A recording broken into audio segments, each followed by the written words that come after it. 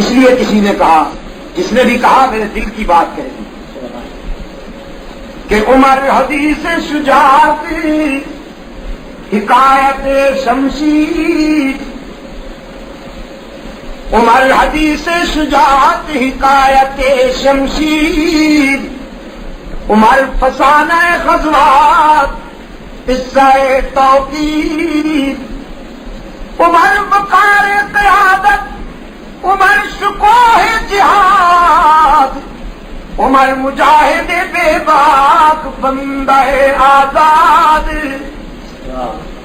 عمر بشارت شوکت، عمر نوید ظفر، عمر کے پاؤں تلے تخت کسرا و قیصر، عمر قبول، عمر کابینہ، عمر مقبول، عمر دعائے پیمبر، عمر مراد رسول۔ نعرہ تکبیر، نعرہ پیمبر، نعرہ پیمبر، یہی ہیں کہ جس کے عزم کے آگے قضائیں کانپ جاتی ہیں، یہی ہیں کہ جس کی ایک جنبش سے فضائیں کانپ جاتی ہیں، وہ یہی ہیں کہ جس کی چشم خشم آلود کی ایک برق پاشی سے جفاکاران عالم کی جفائیں کانپ جاتی ہیں۔ عزیز دوستو، فاروق اعظم کو رسول اللہ کے فیض نظر نے پھر یہ مقام عطا کیا کہ رحمت عالم صلی اللہ علیہ وسلم نے فرمایا میرے بعد کوئی نبی نہیں آئے گا، اگر میرے بعد کوئی نبی بن کے آنا ہوتا خدا کے پروگرام میں تو میرا یہ تیار کردہ شاگرد، یہ پیکر جلالت، یہ مرکز سعادت و شوکت میرا عمر اس قابل تھا کہ میرے بعد اس کے سر پہ نبوت کا تاج رکھا جاتا۔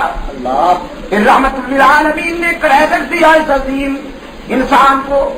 کہ جس راستے پر عمر چلتا ہے ابلیس کبھی نہیں آ سکتا۔ جب عمر کا نام آئے تو ابلیس کی ماں مر جاتی ہے،